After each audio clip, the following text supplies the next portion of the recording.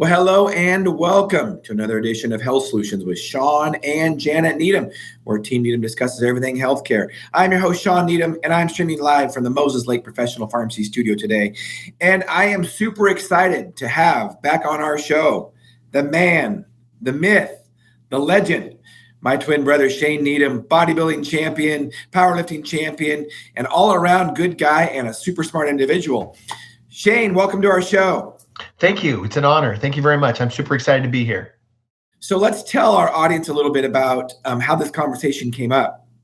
I started a few months ago basically discussing how, in healthcare, we're so good about testing, doing laboratory tests, and all these kind of laboratory tests to tell how healthy somebody is. And I made a short little quick video saying, I'm done. For myself, I've been chasing labs for the last couple of years just to see how healthy I am. And some will show up that I'm not healthy, i.e. my glucose, for instance. And my glucose runs a little high. Well, why does my glucose run high? My glucose runs high because I burn glucose. I'm an endurance athlete, and when I do bike rides, my glucose average is 140, which if anybody's never done a continuous glucose monitor, it's interesting to find out what happens. Exercise will increase your glucose while you're exercising. So I'm burning that glucose, so my glucose runs a little bit high. Somebody that doesn't know me, i.e. a doctor that doesn't know me, will say, well, Shawn, you're pre-diabetic. Well, why don't we just think about this for a while? What's my insulin level? My insulin level was super low. Anyway, once I did that process, I'm like, you know what? I'm done chasing labs. We don't need labs to tell people that they're healthy. Why don't we just look at people? We can look at people to see if they're healthy or not. And usually people that have metabolic syndrome and they have bad glucoses, which even though mine was bad, mine wasn't unhealthy, we can tell that by looking at them. So then I had a discussion with you, and you kind of talked about the history of laboratory testing. And because you're an expert in that subject, that's why we're having you on. So go from there. So yeah, thanks, Shawn. Thanks for the introduction. So I certainly am, I'm not painted with one brush, but I'm a disciple. I'm a soon-to-be husband. I'm engaged to a wonderful lady. I'm also a father of 4. I'm also a scientist. I'll get to that in a minute because that's where my laboratory testing expertise comes from. But I'm also a national bodybuilding champion, a state powerlifting champion. I've done podcasts as well, my own podcast. I'm an author, so on and so forth. But what we're going to be talking about today is called analytical chemistry. And that means where you're analyzing your blood or maybe urine or whatever it is, and then you're doing a chemical test. We also can call that precision medicine. In our field, we call it precision medicine. It's looking at your laboratory test to say, hey, are you optimal or not? And this industry is only 50 years old. And I'm not going to get into too much of the history, and I've written on this before and done some other blogs on this, and some presentations, but analytical chemistry, as we think of about today, where you're doing lab testing, is less than 100 years old for sure. And it's always getting better and better. So we have more and more instruments. And the reason we test these, the reason we do certain tests biologically, you know why? Because we can. That's it. Do the numbers actually mean you're healthy or not? No, not necessarily. Okay, so remember, what did you do 100 years ago? Somebody would say, well, take this herb, see if you feel better. Oh, I don't feel better. Well, take more. See if you get sick. Oh, I got sick. Okay, take a little bit less. Oh, I feel really good now. I feel really well. That's how it used to be done. And that's how we've done it historically, in like medicinal plants and herbs and so on and so forth. A lot of these things are actually in nature, right? And that's how we used to do it. We would take this, and Shawn, certainly you know better than I do, but certainly you would take a certain medication, see if you felt better. Like you'd go to your shaman, right, in your tribe, and you'd say, man, I have a sore throat. And he'd give you some piece of bark or something. And he'd say, here, take this. Do you feel better? No, not really. Well, here, take a little bit of more, or I'll give you something else. Well, now I threw up, or I got dizzy. Okay, well, take less. Oh, yeah, now I feel great. That's how it used to be done. Now what we can do, and it's actually very, very good that we can actually do these tests. And science has been absolutely great in the evolution of analytical instrumentation, whether it be mass spectrometry, chromatography, these other types of tests, right? Now what we do is typically you'll tell your doctor, well, I don't feel well. So you go in and you take a series of tests, right? and they say, okay, your electrolytes are low, or your blood glucose is high, or whatever it has. Now, I think there can be a need for that. I agree with Shawn. The first thing the doctor should look at, actually, not the doctor, you, the individual, look in the mirror. And when you say metabolic disorder, Shawn, what do you mean by that? Is there a specific metabolic disorder you're talking about? That's a very broad range. Oh, well, I mean, for one, type 2 diabetes. But again, because the way we diagnose it in our precision medicine, our analytical medicine, some people will have type 2 diabetes before they have a high glucose.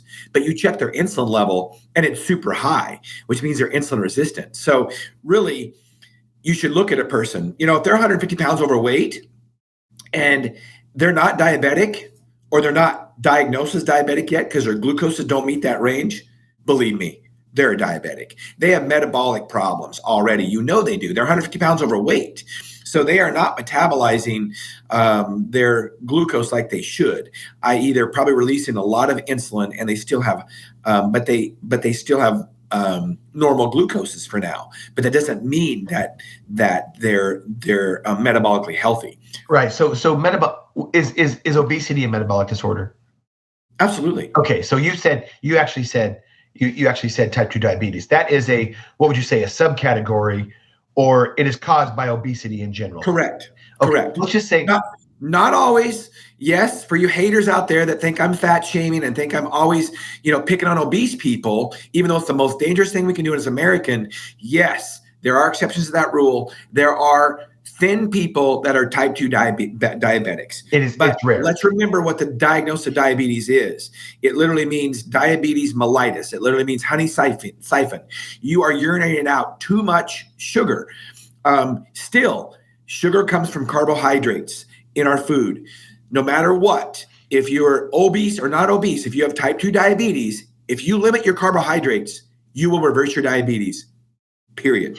And a lot of type 2 diabetics that aren't overweight, it's because they possibly drank too much and ruined their pancreas or something, or had some other disease of the pancreas. And it's probably environmental. I'm not saying that's always the case, but point of it is, obesity is the most dangerous thing we can do. I think it's the number one killer now. Is that true? The number one? Absolutely, it's true. It passed up smoking in 2016. More people die of cardiovascular disease related to obesity than smoking. Period. Wow, that's interesting. Okay, so let's get that done over with. So I think, in other words, you should be able to even tell yourself, are you moving? When I say moving, I don't mean walking and counting your steps every day. Okay, I'm not going to shame anybody here, but that's a waste of time. No, let's back up on that. Remember, you're a competitive bodybuilder. I'm a competitive mountain bike racer. But when I was obese, 60 pounds heavier, 12 years ago, walking is a start. So okay, you might be right. Walking is a start. Absolutely. But you have to progress. Here's the research. Here's the research I've read. Walking alone, just by counting the steps that you do every day, is not making you more healthy than structured exercise, where you tell yourself, I'm going to go walk an hour every day. Okay, there you go. That's what I'm saying. Yes, absolutely. By going to the refrigerator and opening the door and then going back and watching TV and eating your Doritos, that does not count. It just really doesn't. Bottom line is, but you still have that pedometer. And you can click it off the box. I mean, remember, we want to make things easy today for people. We want to normalize this stuff. So that's what we do. Anyway, back to laboratory tests. My point of it is that you should be able to, are you doing structured exercise 4 or 5 times a week for an hour each time? Do you eat the right foods? Are you overweight? And in other words, and I think I've talked about this on your show before. Remember, Shane, you're overweight. Let's talk about weight versus. I was going to talk about that. Are you obese? Male or female? Can you look down and see your toes? You should be able to. Does your belly hang over your belt? It shouldn't. It just absolutely shouldn't. And by the way, it doesn't matter whether you're 8, 18, or 80. That's right. It's all the same. That's right. This is your belly should never do that, male or female. And so most people know if they're overweight, and you should, in general, be able to pull up your shirt, look in the mirror, and say, "Hey, can I kind of see the design of my abdominals?" You should be able to see that. So anyway, you should be able to know if you're healthy. That's a healthy person. It just is. You're not going to have metabolic disorders. So if that's all true, and you're eating correctly, you're eating whole foods, you're eating a lot of protein, a lot of meat, including red meat. You're eating a lot of meat. What? Red meat? Red meat won't kill us? I know. I thought it was the latest. I was telling people. I know. No, if you're following that type of a diet, and then you're not eating packaged foods, you're not eating Doritos and Cheetos. I think that is it Doritos or Cheetos that you always talk about, Shawn? I get them mixed up. Sometimes I use beer, sometimes I use wine. Anyway, so point of it is you're eating whole foods, right? So if you're doing all that and you still don't feel well, visit the doctor. Get your laboratory test done, and maybe for some reason something's going on.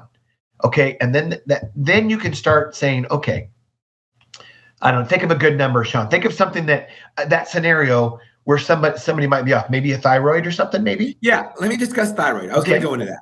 So speaking of laboratory testing, being, I think you said 50 or 70 years old, something like that. I use thyroid example quite frequently, and here's why. So Armour thyroid, very popular thyroid, is called NP thyroid. It's been around so long, it was pre-FDA. So it's not FDA approved because it was around before the FDA was. Actually, NP is porcine thyroid. It is literally comes from ground up pig's thyroid. Literally. It came out in the late 1800s, popularized in the 1920s.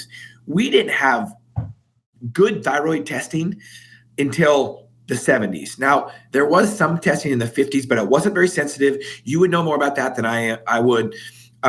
So we didn't have good testing until then. So you remember Dr. Richard Munch, right? Yeah. Yeah, he delivered us. He was a physician in Othello. He delivered Shane and I in 1970. And I give this story all the time because I was at a seminar one time, and I was educating a bunch of healthcare professionals about thyroid. And Dr. Richard Munch was there. He'd been practicing in Othello, Washington since the early 1960s. And I said, hey, and then I was talking about thyroid testing and how important it is to look at labs, to treat symptoms and history, and not just labs. Labs are a tool to go along with symptoms and history. And I said, and somebody raised their hand, well, TSH is gold standard. The endocrinologist says gold standard, and we got to use TSH. And I'm like, hey, Dr. Munch, back of the room. Back in the 1960s, before you had thyroid testing, did you prescribe thyroid? Yeah, I did. Oh, so tell me how you went about that process. Well, they'd come in with their symptoms, and they had symptoms of, losing their hair, low energy, decreased libido, cold extremities, depression, low thyroid symptoms. We do a physical exam and we palpate their thyroid. What? You would actually give a physical exam? That's quite a concept. Whoa, okay. I mean, seriously, I mean, we laugh about it, but that's why I'm cynical about it, because it doesn't happen a lot anymore. Yeah. So we'd palpate their thyroid, and then we'd give them a trial of thyroid, and we'd see how they did. If they come back, a few weeks later, and they said, well, I'm better, but not quite good enough. Okay, well, let's increase the dose. Well, I got a little hot at night. I had some hot flashes, or my heart raced a little bit. Okay, let's back off on the dose. No thyroid testing, no laboratory testing. Yeah. And you might know this because you have a son that's a type 1 diabetic.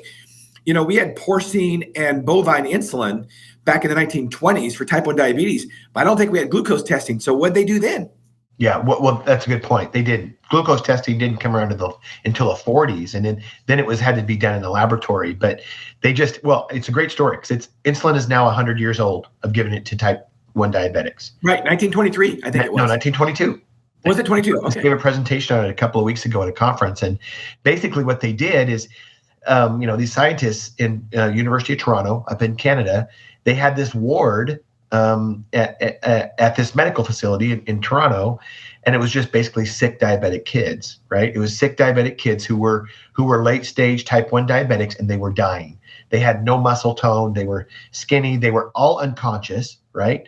And he had this idea that he was going to extract insulin from this pig pancreas, and he started injecting these kids, about 20 in a row, And by the time he got to the 20th one, I mean, it was instant. Well, not instant, but by the time he got to the 20th one, number one started waking up. I know, right? So I mean, almost. It's a wonderful story. But the point is, they didn't test insulin. They couldn't test glucose, and they were okay. And has personalized testing for type 1 diabetics revolutionized how you treat yourself? You bet. And so when we say laboratory test, I don't count that as a laboratory test. That is a personal test.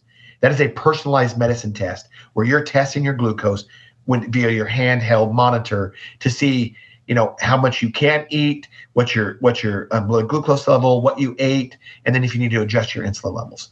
Anyway, you get to laboratory tests. You say, hey, we've only had laboratory tests for 30 years of doing TSH, I think. Is that what you said? Correct? TSH, yeah. Yeah. So, for example, let's talk about that a little bit. So these tests change all the time. And I'll give you an example of the prostate test, and the range of what's normal changes every 3 or 4 years. And you know why that is? It's not because people's ranges change. That's a whole different story. It's because the tests change. The tests actually are better than they used to be. So what we tested 20 years ago and was a good PSA level, for example, for prostate or TSH, it might have been wrong, so to speak. The sensitivity change, is that correct? Yes, it's actually usually selectivity. It's usually selectivity change. So they might get a false positive or a false negative or something like that. So they make more of a selective test. And it's like, okay, this is better now. Does it mean it was wrong before? No.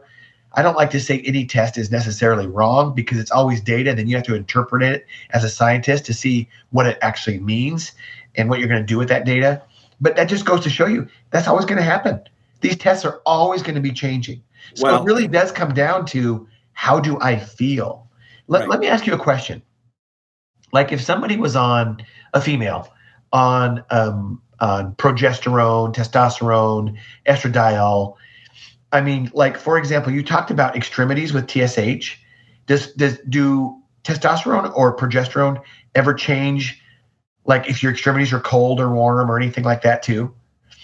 Not necessarily directly, but there's a lot of symptoms that testosterone and thyroid, for instance, they mimic each other. So when you look at depression, when you look at energy, when you look at weight gain, when you look at things like that, testosterone and thyroid mimic each other. So you can't really diagnose it with one or the other. You got to do both, especially with females. With males, especially if they're in their late 40s or early 50s or beyond, it's pretty easy. It's testosterone. But with women, it can be their thyroid issues also. That's interesting. So I think laboratory tests. Back up just a little bit. Yeah. Let's back up just a little bit. When you said the scientist has to interpret the data, that's a great point. And I say this all the time when I'm educating healthcare providers on how to test hormone levels.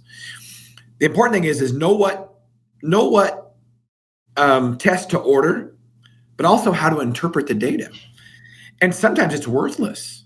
Yeah. I mean, like for instance, and I say, you won't believe how you can take the wind out of somebody's sails, whether it be a patient or whether it be a healthcare provider, because the patient has not been taking their testosterone for like a week, and they check their level, and they're back down to baseline. Well, of course they are. Cool. I mean, it's a wasted test. It is a wasted test if you're trying to find out what kind of dose to put them on. So, or we see the same thing. You test it right after they administer the testosterone. It's too high. Levels are high. Oh my gosh, the guy's going to have a heart attack. Take a deep breath. Yeah. Take a deep breath. Okay. If you don't like that level, wait about 5 or 6 hours and it'll be back down to 800. Okay. Right. So, you have to know how to interpret it appropriately. That's why sometimes, and here's the problem, and this is why I kind of want to have you on. I think there's a problem when you start chasing labs. I was guilty of that with my glucose. When I had a continuous glucose monitor, I was chasing my labs. First of all, and why don't you hit on this subject too, about what's happened with personal glucose testing, including continuous glucose monitoring. People eat like crap and then they chase their labs. You know what? If you eat consistently and you know how you exercise and you know what to do with your body, you don't need to test, right? That's true. Is that true? Is that true with diabetics too? Let's not get too specific because I know there's some details, but in general, That's true. In fact, we already said that in 1922 when we gave people insulin, we weren't monitoring it, and we made them. We brought them back from the dead. They survived, but it wasn't optimized, and laboratory tests didn't help that either because you had to go to a lab. So for type 1 diabetics, you have to have a handheld device where you're going to be able to understand your actual levels. But you're right. I think one of the biggest disservices to type 1 diabetics, and especially type 2 diabetics, which is all environmental, if you were a type 2 diabetic, you caused it. You overate, you loaded up your pancreas, you stressed out your pancreas. That is all reversible. It's all reversible with a change of lifestyle. Get moving, get rid of your carbohydrates. You don't need those. Okay, you just don't. For your lifestyle, you probably don't. I'm telling you, you had too many in the first place. Okay, that's true. But for a type 1 diabetic, as an example, if you absolutely should be on a low carbohydrate diet, you will never. I think one of the biggest disservices in our industry is a continuous glucose monitor for type 1 diabetics and a insulin pump. Horrible. You know why? Because it makes it seem like it's an awfully convenient disease. It creates bad habits. Creates very bad habits. So you can go in and, hey, you know what? The insulin pump manufacturers and continuous glucose people talk about this. Oh yeah, like you can have like a party setting where it ups your insulin. Like seriously, you can do. And your endocrinologist, the bad ones anyway, which most of them are. They actually are. They'll tell you, yeah, so it'd be like, if you're just snacking all day on a New Year's Eve party, no. On cookies and cake, just don't. Right. You will never, I'm telling you, I have a type 1 diabetic son. I did research on him when he was asleep, and I saw what would happen because I wanted to make sure that he was on the right path and the right trajectory to make sure he's going to be healthy. It is not possible to have a high carbohydrate diet and have a healthy type 1 diabetic, period. I get into debates on forums all the time on social media with pharmacists even that say, Shawn, you don't know the difference between type 1 and type 2 diabetes is. Type 1 diabetics do not have to monitor what they eat, and they don't have to monitor their carbs. BS. That's a lie. That's a complete lie. I'll give you a good book to read. It's called Diabetes Solutions by Dr. Bernstein. He was a type 1 diabetic diagnosed in the 1940s. He is now 90-something and has an A1C of less than 5. It's usually 4.8. I think he tests once a week. He's a type 1 diabetic. Wasn't he instrumental in starting personalized glucose testing? Handheld. They wouldn't have handheld devices if it wasn't for him. Because the doctors at the time thought patients didn't know how to interpret them, right? Yeah. Didn't know how to interpret them, and it could never be done on a large scale. So so at that point he was an engineer, and what he did is he actually went back to med school so people would believe him, and then wrote the papers, and the rest is history. And so, and haven't you personally talked to him? I have on the phone. Yeah. Yeah. When you were I was researching how to treat my son. This is the only way to do it. And it has a lot of. If you're type 1 diabetic. Has a lot of information about type 2 diabetes too. I skipped those chapters because that's all, and he talks about it. It's all environmental. But yeah, it's a really, really good book, and it will change how you treat your diabetes. But that's not a laboratory test. That is a personalized medicine test. Again, type 1 diabetics, that's what he was finding was the problem, is he would have to go get these laboratory tests. He couldn't control them himself. So you would go in the 1940s, 50s, 60s once a month and get your urine tested, not even blood back then, and which is a whole different story. That's not even accurate because it's not systemic. It doesn't talk about what's happening. It talks about what happened. But it was too late. Well, then they'd adjust but believe me, endocrinologists still do that today. They still do that. Well, I mean, look at what we do when we chase hemoglobin A1C. Exactly. I mean, we chase those all the time, and they're a 90-day reflection of what your glucose is. Right. I mean, I remember when I learned about it in pharmacy school when it was just first coming out and how it was going to revolutionize the industry. The honest to gosh truth is that in some ways, when we get more of these tests, it gives people in some ways it gives them a reason to cheat. Because like A1C, for instance, if their glucose was 400 during one day, it's not going to affect their A1C that much over a long term. So if they got to turn in their glucose numbers, they know what's happening. Here again, they know what's happening. And that's why we don't have to have tests for this. Right. People know when they're not eating well. People know when they're not moving right, whether they're diabetic or not. I mean, like you say, let's just look in the mirror. No, I'll give you an example of a test that I always, not always, but usually fail. And you'll have to help me out with some of the names of these, but it's the BUN test, the creatinine test. What's another kidney test? Creatinine. Creatinine. What? But isn't there's the BUN. What else? Creatinine, BUN, maybe protein. Maybe you can do an ultrasound of your kidneys. But creatinine is one where that comes from muscle mass. So traditionally, anybody that has a lot of muscle mass, so men's creatinine is obviously higher than a woman's creatinine number. And anybody that has a lot of muscle mass will have a larger creatinine for obvious reasons.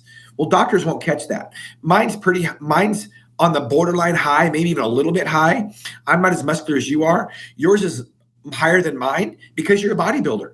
So it looks at the breakdown of muscle mass. So if you are a strength trainer or even an endurance athlete where you're breaking down muscle all the time, it's going to excrete it in your kidneys and it's going to look high. But as a clinician, you should look at that and say, wait a minute, this guy works out a lot. He's an athlete. His creatinine is going to be high because he's breaking down muscle all the time. Now, I know as a bodybuilder, you don't like to believe that because you don't like to be catabolic, but no matter what you are, and you just have a higher muscle mass. Yeah. So that creatinine is going to be higher. I've seen doctors literally, freak out and think somebody's going into renal failure when they have a high creatinine.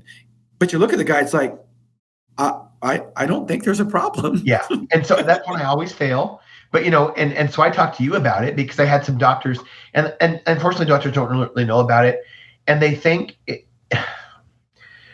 actually, high protein diets cause this. It's not, it's the muscle mass. And that's why in the literature many years ago, high protein diets supposedly lead to kidney failure. No, I'll tell you what leads to kidney failure. Insulin resistance and high carbohydrate diets. Well, and why do you think kidney failure is at an all-time high in America? Because of type 2 diabetes. It's not because of bodybuilders. It's because of diabetics. Right. So the nephrologists and kidney centers love diabetes. Yeah. Because they are, over the last few decades, they have exploded because so many people are in renal failure because of their diabetes. So high protein diets do not do that. It's actually insulin resistance that causes the inflammation. I don't remember the exact biochemical pathway. I was just reading it the other day and I forgot about it already. But it's high carbohydrate diets. And so, well, let's think about it. Let's just think about evolutionarily speaking. Okay. So as hunters, Shane, when we killed an animal, in fact, you and I had a podcast on this. We talked about how much protein can you absorb at once. Well, when we killed an animal, hundreds of years ago, and we would feast on this animal, basically pure protein and fat, we didn't go into renal failure. Right, exactly. And that was a lot of protein. A lot of protein. With pounds of meat. Yeah. And so I've had to, and I can't remember the test now, but I should look it up. But do you remember the kidney test that you can do?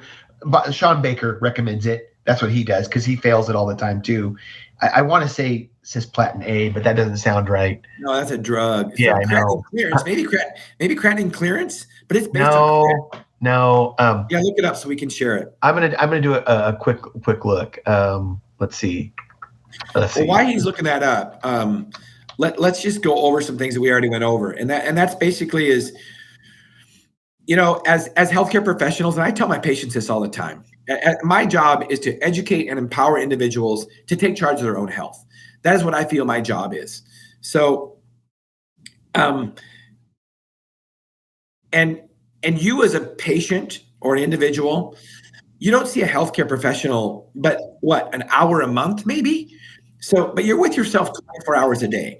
So we can help educate you on going down a healthy path, but you have to take charge of your own health, period. In fact, I wrote a book about this, and if anybody would like to get that book, it is on Amazon, and it's called Sickened: How the Government Ruined Healthcare and How to Fix It. #1 seller on Amazon. It was a available on Kindle, available on audio, and available on paperback. And basically it goes into a little bit of my journey to start with. And, I was obese once. So, when I get called fat shaming and all that kind of stuff, I'm not fat shaming people. I'm telling people that obesity is dangerous, and I was there once. And I love people. And that's why I want them. That's why I'm talking about obesity being dangerous, because I don't want them to be obese and die an unnecessary early death.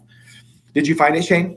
I didn't. GFR is another one that I yeah, glomerular filtration rate. That's true. Are you sure that's not the one he used? Oh, I'm sure it's not. No, there's a specific test that I had done, and I ordered it, and I'll probably order it every time, maybe or maybe not, actually, because I don't think it really matters. But trying to get back to this 1 second. Anyway, just so I can see. Anyway, point of it is, if you find that, let us know, and we will put it on our edited show notes. Yeah, I absolutely will. Okay, here we go. StreamYard. So I can't find it, but so actually, what I did is I didn't want my primary care doctor to freak out. So he's like, "Well, go get an ultrasound on your kidneys." Okay. So I told you it's going to be fine. Yeah. And it was. So I went to a cash provider. I mean, does it look like you're in renal failure? Serious? Actually, it was cool because I liked the guy that actually did the ultrasound test. He's like, "You don't have bad kidneys." When I walked in, he says, "You don't have bad kidneys." Right. Exactly. Well, yes. So he's looking at him, and it's no problem. And you know what? I will never get that test done again. I mean, I might get annual tests. I actually don't even see the need for it. I don't. I know. I know. It's about how you feel. I mean, I've optimized everything that I want to optimize. I have a good diet. I know what happens. I mean, I had some issues with a diet just recently after I came off my national championship, and my diet drastically changed. It didn't get bad. It got different, and my body responded in a weird way. And I actually had to test some numbers, and it's like, oh, okay. Yeah, but you know what? Bottom line is, here's how I fixed it. I went on an elimination diet. I actually didn't need to do tests to do that. Right. But elimination diet. Even though I don't eat poorly, I started getting psoriasis. I actually started getting, my toenails actually started turning yellow. It was really gross. It's because of my diet change. It wasn't that I eat bad. It just— Wait a minute. You didn't need a fancy biotech drug for your psoriasis? I am disappointed, Shane. They make good drugs for that stuff. No, change my diet. Gone. No, I would actually get like little welts and stuff on my fingers, and I'd itch all over. And originally it started happening to me with my feet, and I started eliminating things, and it was weird. I mean, I actually, what happened is I used to, when I was prepping for my national championship, I was eating probably 20 eggs a day. Yeah, my body actually became allergic to eggs. Are you surprised? No, because you ate too many. Your body said, no, that's enough. So I had to, and so when I started eliminating things, I'm like, really? I got to eliminate eggs? And I did. Now, you know what? That was 6 months ago. I just started eating eggs again, 4 or 5 a day. No problem now. Exactly. No problem. But I mean, also, I had an issue with chicken, believe it or not. You ate too much of it. I was eating 3 pounds of chicken a day. Right. This is another example, and Janet says this all the time about moderation. We're meant to, our bodies are meant to eat things in moderation usually. And 20 eggs a day, I mean, unless that's all you can do to stay alive, because there's probably times in human history where that's all they had at certain days. But for months and months at a time, that's not necessary. And that's one of the reasons why there's seasons for things, whether it be fruits or vegetables. There's seasons. You don't have them all year long. Right. Usually. Now, here's the problem. No, I agree with you. In modern day culture, we do have them all year long because we've got all kinds of refrigeration and freezers. Should we be eating them all year long? That's a debate. Maybe not. Yeah. No, I don't disagree with you. And what was interesting is I probably had my labs done 3 times during this last year, where I changed my diet, and I was starting to itch, and it was diagnosed by my primary care provider as psoriasis. And I'm like, well, that's kind of weird. And, so he's like, well, let's use some cream and stuff. I'm like, hey, I don't mind doing that, but I'm going to fix this problem. I'm not going to fix the symptom. I'm going to fix the problem. And I did. Most people were willing to do that. Every night they'd put on this cream on their hands and their feet and wear the gloves. No. Or even worse, they inject some systemic drug that kills their immune system. I mean, how many people are on these drugs and all they got to do is change their diet? Well, so my point of it is I chased those numbers for those 3 different times. I actually didn't need to. Right. My body was telling me that there was inflammation. And that's the reason I don't like to treat symptoms. I mean, as a bodybuilder and somebody who wants to be healthy, if my body has psoriasis, if there's a reason, I got to fix that because it means I have inflammation. It means I'm not healthy. Guess what inflammation causes? Cancer, a whole bunch of other things, right? Cancer is an inflammatory disease. That's why it has skyrocketed since our diets have changed over the last 100 years, period. Well, and let's look at it like this. It's like you wanted to fix the problem, not treat the symptom. That's right. So look at what happens when we chase laboratory values. Here's a perfect example.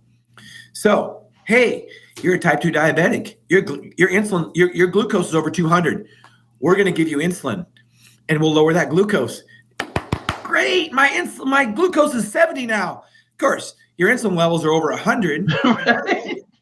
Giving insulin to a type 2 diabetic. Yes, listen up and tell type 2 diabetics this if you know one or if you are one. Giving insulin to a type 2 diabetic is like putting gasoline on a house fire, period. I'll say it over and over again. You don't lack insulin. It's just like you know what I'm talking about with the psoriasis. You don't lack some fancy drug. Eliminate what is causing it. Yeah. And there might be always the answer. There might be cases where you can't solve it. Okay, I get it. That's why there are needs for therapeutics and medications, right? But why wouldn't you try it? Why wouldn't you try it? It's the most healthy thing. Well, I'll tell you why I wouldn't try it. Laziness. Laziness and insurance will cover their drug. Insurance won't cover your food. Yeah, of course. Insurance is costing $1,500 a month, but man, it's covered. You're right. Isn't that crazy? Absolutely. But here's what people don't think about. Think about the psoriasis, where my diet was telling me something's going on here and it's causing inflammation. So now then you relate that to insulin with a type 2 diabetic putting gasoline on a house fire. You still have inflammation in your body. Period. That's my point. Right. And it is absolute fact now, obesity and cancer are linked. Absolutely. There's a correlation. Absolutely. And all kinds of cancers, whether it be breast cancer, prostate cancer, whatever. I mean, they're seeing a lot of these cancers are not genetic. You might have the gene to be susceptible to it. They're caused by environmental factors. Absolutely. And a lot of that is, guess what we do every single day? We eat. Yeah. A lot of it is. Or you smoke or you drink. Okay. So those are the main things that are going to cause cancer. Smoking, drinking, eating. When I say drink, I mean alcohol, right? That's what's going to cause it. And so anyway, but were my laboratory tests necessary? No, probably not. My elimination diet figured it. I mean, yeah, I had to eat what they say. I went on this certain protocol and I think I had to eat bison and salmon for 10 days. Guess what? Gone. Gone. That's awesome. Gone. Well, it was. And then I started introducing some berries and bananas, and I don't normally eat that stuff anyway, but it was just I'm going to see, hey, were there problems? Then I started introducing peanut butter. Oops, that was a problem. This is weird. It's not now. I've started introducing it again. Believe it or not, stevia was a problem. Stevia was a problem for me. Now, it's a plant. Stevia is a plant. It is, and it's concentrated once you put it into. And it's from stevia leaves, the leaf of the plant. Yeah, leaves are not meant to be eaten. They're not. They're bitter. I mean, they're very highly. They're plants that are very highly defended, so animals don't eat them. Right. So insects don't eat them. And I use stevia just to let everybody know I use it. Yeah. I mean, but I'm just saying. So, but certainly, what it did show me too is and I think I've even gone on your podcast and said it was okay, and it might be okay, but I also had to stop. Using any artificial sweeteners. What are some of them? Aspartame. What are some of the other ones? Saccharin. Yeah, they were causing me issues. Now, here's why. Okay, I was on a chicken and egg white diet for about 3 months, and it sucked. It won me a national championship. Am I saying it's healthy? No, but that's what you got to do to win. That's what you got to do to win.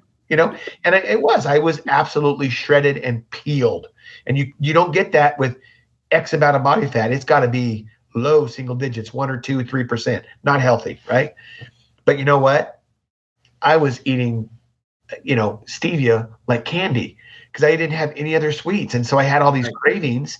I didn't eat berries or bananas or grapes or anything.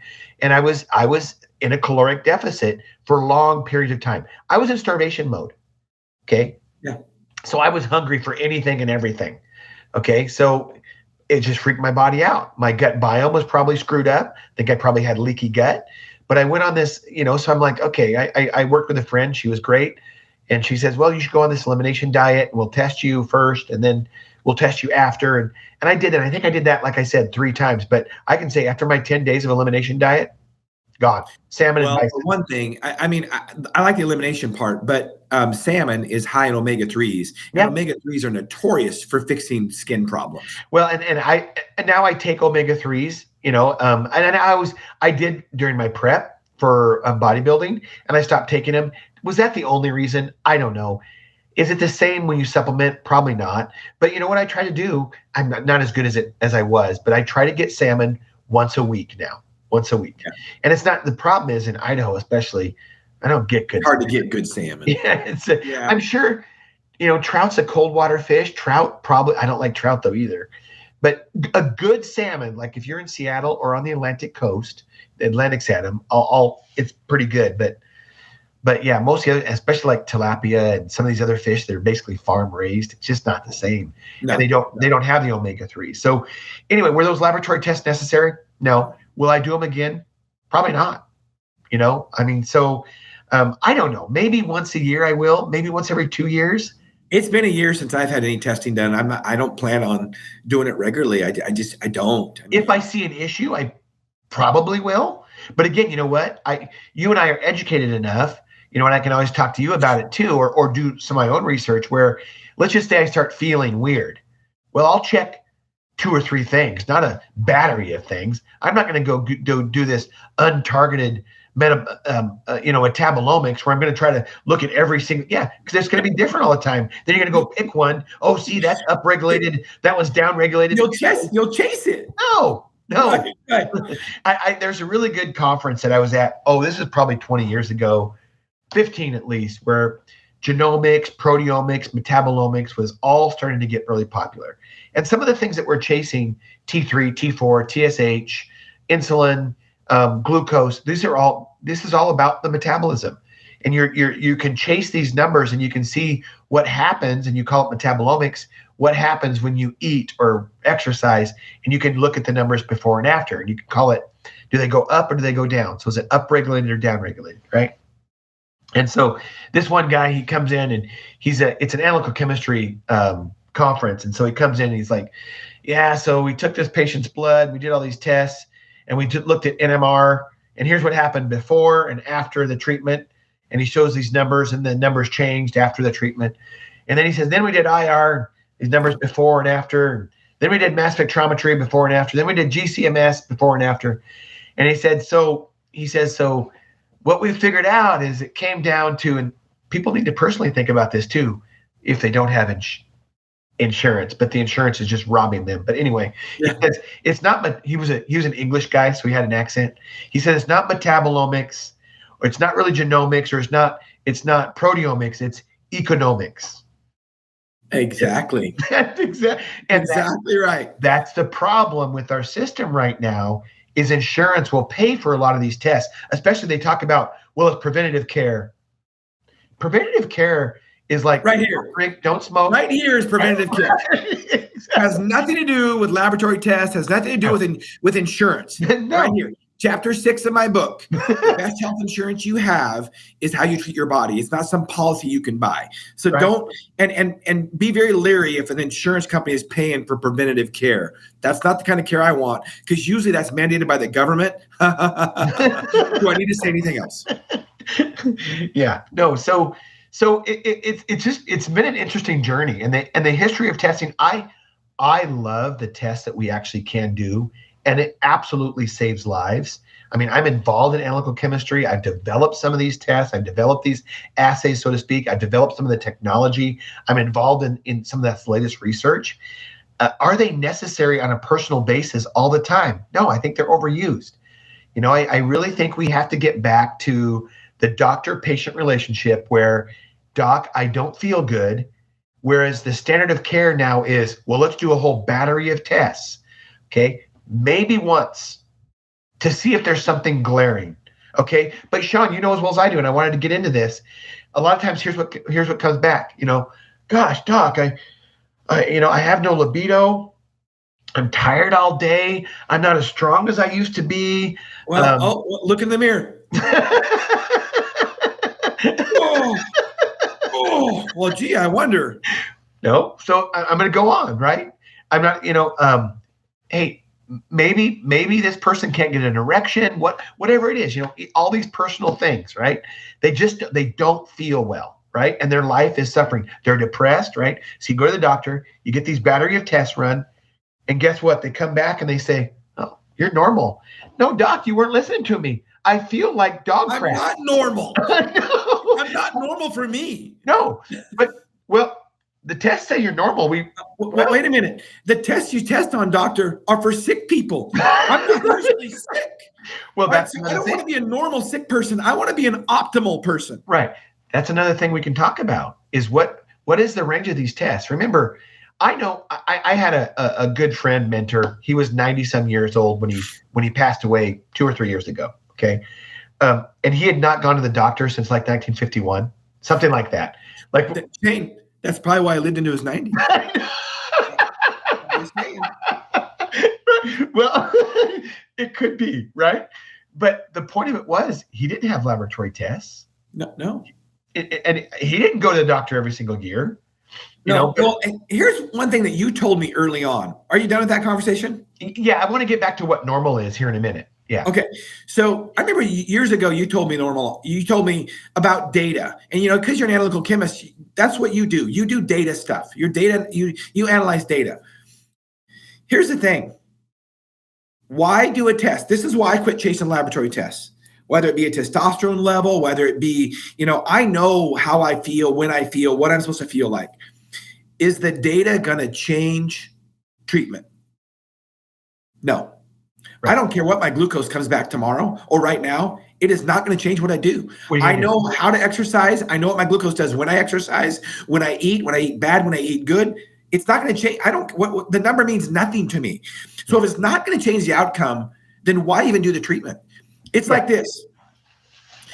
Like, for instance, I see people that the Aura rings. We've talked about sleep, the Aura rings. So somebody says, well, you should do an Aura ring. You know what?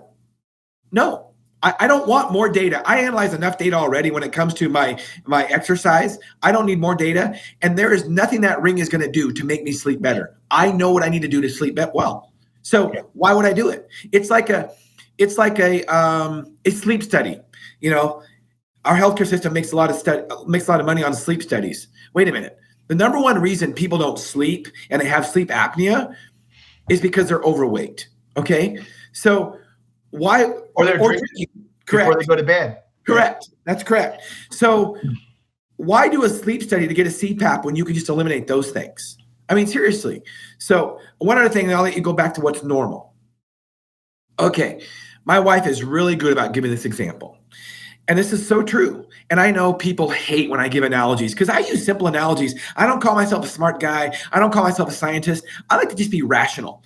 When you take your dog or a horse, give the animal, whatever, into a veterinarian, they know if it's sick. They're like, oh, yeah, your dog doesn't look good. What's the first question they ask, Shane? What's he eating? And what's he eating? What you been feeding it? Look at the dog's mouth or the horse's mouth. Oh, the horse has bad teeth. No wonder he's lost 50 pounds.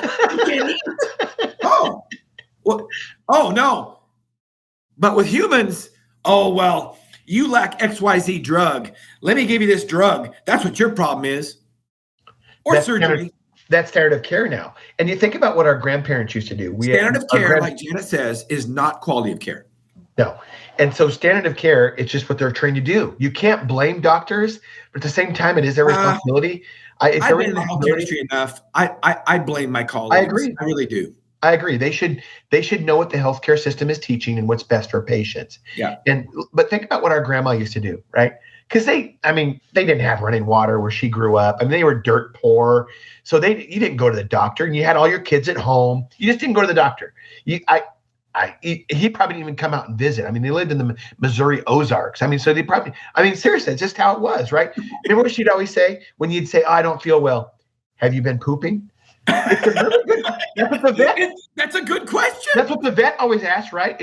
Like when you say your dog's sick, is he pooping or peeing? Well, no, he's not actually. That's an issue. Right. That might mean your kidneys or your bowels are not working, or you're not eating. Or you're not eating or something. Yeah, right, exactly. Or you're eating, but it's not being eliminated. Right. That's a big problem. That's a problem. Right? And so you have some kind of metabolic thing going on. But is there a laboratory test for it? Why don't, seriously?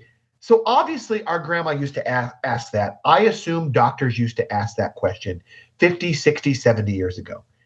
They don't anymore. Why? Now, I will say, we've got one good doctor watching right now, part of our fan club. Thank you, Dr. Madeira. Hey, how are you? Hi, Sam. And he would ask those kind of questions. So yeah, that's true. You know that. It's exactly true. And so, yeah.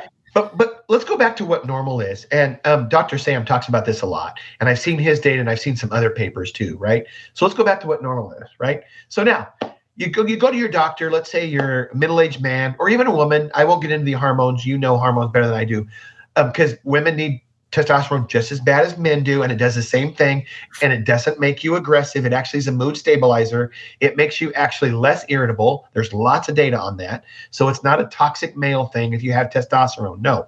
In fact, the people who go shoot up post offices and schools, they usually have low testosterone levels. Oh, well, they just do. They absolutely do. Yeah. They're more irritable. Okay. So anyway, let's just think about testosterone.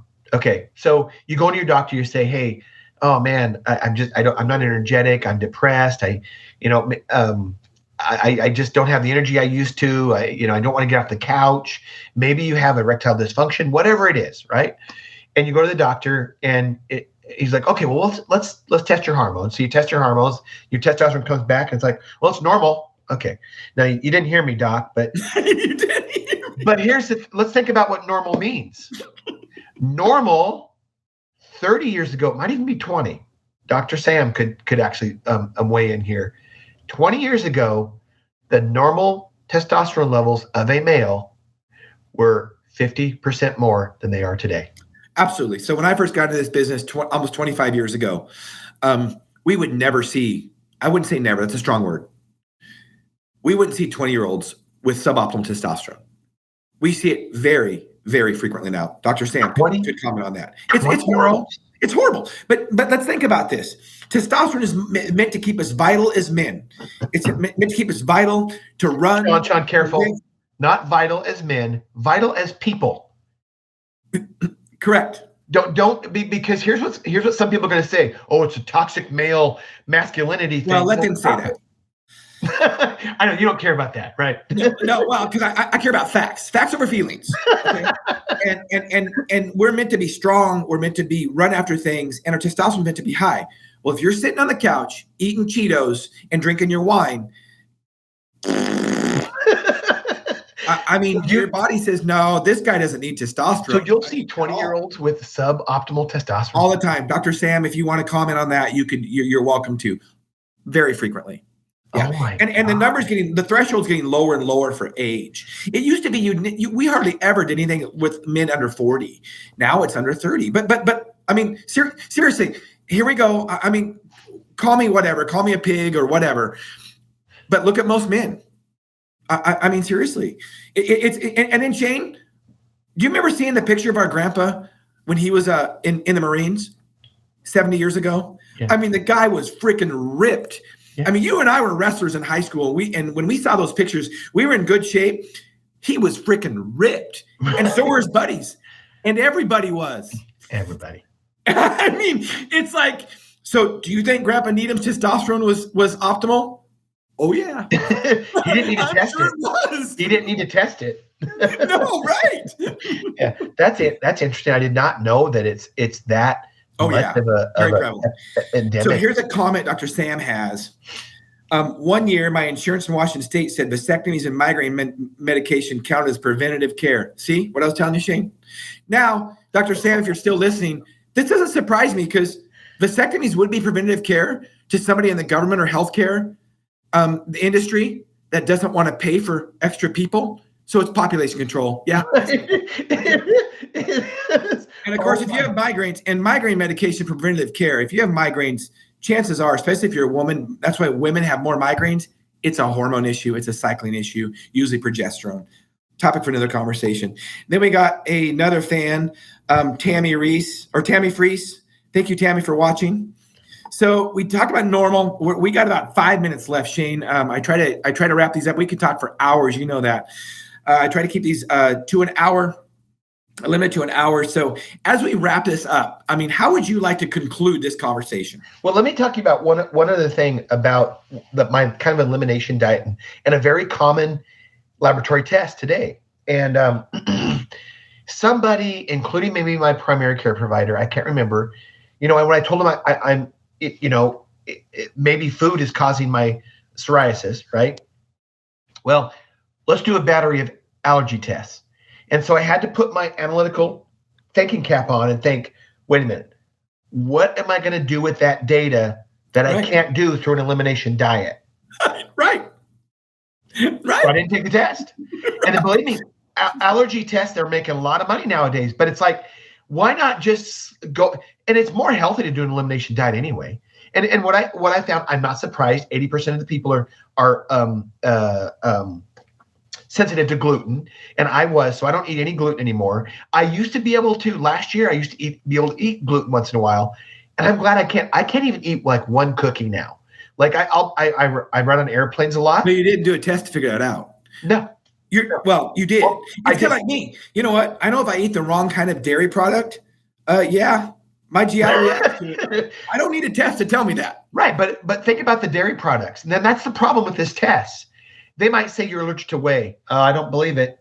Are you allergic to whey in hard cheese, mozzarella cheese? Exactly. They're different. And that's my key. They're like ricotta cheese. I cannot tolerate ricotta cheese. How biology puts a cheese together, remember, it's different. I don't know what it is. You know, as an analytical chemist, when you have a raw substance, plant-based or animal-based, we only know what we know to test for. Yeah. But we don't know what's not in there because we haven't tested for it, because we don't know what's in there. Right. Seriously, that's the whole problem. That is the problem with natural medicine, with pharmaceutical companies trying to isolate medicine active ingredients out of a plant. You don't know what you don't know. Right. So, red yeast rice is a perfect example. Lovastatin came from red yeast rice. It's the first statin, which was going to revolutionize cardiovascular disease. Of course, cardiovascular disease is at an all-time high 30 years after the statins came out. Go figure that one out. So not a hard thing to figure out, but the problem is in the statins called all kinds of side effects, whereas the red yeast rice didn't necessarily. Kind of like white willow bark with aspirin. Acetylsalicylic acid was one of the first drugs isolated from Bayer Pharmaceuticals out of white willow bark back in the 1890s or 1880s maybe. But all of a sudden when they came out with aspirin, it caused GI problems, it caused tinnitus, it caused kidney problems. White willow bark never did. Why? Because there's another ingredient in there probably that works synergistically, or also another ingredient that decreases side effects. You don't know what you don't know. Well, think about how much bark you'd probably have to eat. That's true too. It's a mini. But it doesn't mean it doesn't work. It works for fevers. It works for pain. It works for inflammation. It's more than just the dose. Totally. And the active ingredient. You don't know what that active ingredient actually is. You don't know. There may be to look for. There may be synergistic compounds in that dose or that bark or whatever it is that are causing other issues. But I just found out every time I was on an airplane, I usually eat those 50-calorie biscuit things they give you. 120. In 2 cookies, there's 120 calories. Okay, whatever. So I'm like, is it good for me? Not really. But, if this is the worst that I eat, it's okay. Well, by the time I'm landing, my fingers are just itching like crazy. I'm like, and I finally figured it out. So what's cool about it, I am actually thankful that I'm now allergic, sensitive, whatever to gluten. Because you know what? Gluten is in all kinds of crap. And to me, it's so annoying that, I just don't want to eat it. Well, and that's why the topic for the conversation, but that's why I don't necessarily think it's gluten with everybody. Look at what kind of foods gluten is in. Totally. You know, If I it was love it when people drink gluten-free beer. Are you serious? Here's what I ask. There's gluten-free beer. Oh, well, I'm allergic to gluten. Okay, well, keep drinking the beer. That's healthy. Here's what I actually asked somebody. They didn't do the test. If I was really allergic to gluten and I was on, for example, $100,000 a year drug, which some people are, yes, I said, you know what I would do? I'm just a curious guy and I want to be healthy. You know, I would actually go pick or grab whole wheat right from the wheat truck, stuff it in your mouth and eat it. See what happens. My guess is you wouldn't be allergic. Now, there is some GMO stuff going on and genetically modified, but my guess is you wouldn't be allergic to it. No, so it's something else. I agree. Right. But think about what usually in our processed foods diet, gluten means crap. It means it is processed food, whether it be pasta, breads, cookies, cakes. I am very thankful now. I just can't eat that stuff. I shouldn't say can't. I choose not to. Right, I don't want to be itching. You have an intolerance to it. Right. It's irritating to me. The answer is not some test to prove it. No. The answer is not some drug to so you can eat it all of a sudden. I mean, seriously. Could I have went and somebody actually recommended to me, well, you should go get a gluten sensitivity test. Why? I just stopped eating cookies. What's the point? So that's the whole point. It's like, why would I go get a laboratory test when my body told me there's an issue here? My body told me there's an issue. I was just discussing with a doctor last week or the week before who specializes in, functional medicine. And because I've always thought, Jan and I have always talked about, it's like, you know what? We've eaten bread for thousands of years. I mean, look, it's in the Bible. It talks about bread in the Bible. So I do think there's something to do with the plants being modified. And there's probably more to it that I don't know. Well, I actually, you might be right. And it's probably hard to prove. I actually think with a bread, for example, that is how it's processed. Yeah, right. Again, let's just think about this. Let's just think, extreme examples, because models are always good to think about, right? You take the wheat, mortar and pestle, you grind it up, and you make your bread. I bet you're not going to have an issue. Exactly. I just bet you won't. You bake it in your own oven. You make the flour, and you bake it in your own oven. You lose all the raw ingredients. Yep. You probably won't. I agree. You probably won't. So anyway, so is there a need for laboratory tests? Yes, I think in extreme examples, but you definitely have to understand your body, understand what your body is telling you. And there's so much information available, and it's not misinformation. There's a lot of information available about what these laboratory tests do and how you can actually interpret them. So educate yourself. That's my call to action. Educate yourself. So when your doctor says, "Oh man, you have a high creatine level," but you have a lot of muscle mass, or you just had a great workout the day before and you broke down muscle mass, well, yeah, you're gonna have some high levels there, or a high bud ratio or something like that. So just know your body is telling you something, and be educated enough so you can talk to your doctor about it. Right. Know how to interpret the labs appropriately. Yeah, absolutely. As always, our goal here at Health Solutions is to educate and empower individuals to take charge of their own health. So Shane, tell us if anybody has any questions, the best way to get a hold of you. You can get a hold of me at, you can give me an email. I'm on Facebook. I'm also on Instagram. You can just type in my name. You'll probably see my profile. You can also find my website at drsneedham.com, and you can email me through there. Again, drsneedham.com. That has some of my personal information on it as well. So visit there, and I'd love to hear from you guys. I really, really enjoy this. I also just want people to be healthy. I'm absolutely a direct speaker and a direct thinker. And what I mean by that is I'm going to give facts, because people aren't used to facts anymore. People are told certain things that want to just make them feel good. And I just want to give you facts that are actually going to be better for you in the end. I mean, I'm also a coach. And it's like sometimes I have to tell my athletes what they don't want to hear. And that's actually a really good coach. And that's why I'm thankful for Shawn and his wife, Janet, that they tell people what you don't want to hear sometimes. But it's like, if you're obese and you got to lose weight, you got to lose weight. That's just bottom line. And it's that's not what people have the courage to say nowadays. And so I'm thankful for Shawn and Janet and their podcast and them wanting to educate and empower people through health solutions. So thank you very much. Great opportunity. I'm really enjoyed this. And if you ever want me on again, I'd be glad to be on. Of course, I'll have you on again. I think you've been on 4 or 5, 6 times, something like that. Yeah, it's always fun. You were our first guest ever. And that's right. I forgot about that. That's cool. Now we're at the 300 and some episodes. So Tammy, thank you for the kind words, as always. And Aunt Hallie, thank you for watching and listening. We really appreciate it. So thank you, Hallie. And thank you, listeners and viewers, for tuning in today to Health Solutions with Shawn and Janet Needham. Tune in Wednesday, I believe, the day before Thanksgiving. You can look it up on my Facebook or on our YouTube because it'll be there. So we stream live on YouTube, LinkedIn, Facebook, and Twitter now. And so you can look me up there and find out when the next podcast is. But we're going to have Dr. Marion Moss on the podcast. We've had her on before. We talked a little bit about insurance today and how insurance is, health insurance is don't let them dictate your health. She's going to talk about how coverage, her motto is, she's going to talk about her most recent book, or paper, but her motto is coverage doesn't equal care. So just like we talked about a little bit today, just because you're covered on insurance and somebody, they cover something, that doesn't mean it's good care. So tune into that, watch for that, Marion Moss. Thank you, listeners and viewers, for tuning into Health Solutions with Shawn and Janet Needham. Thank you.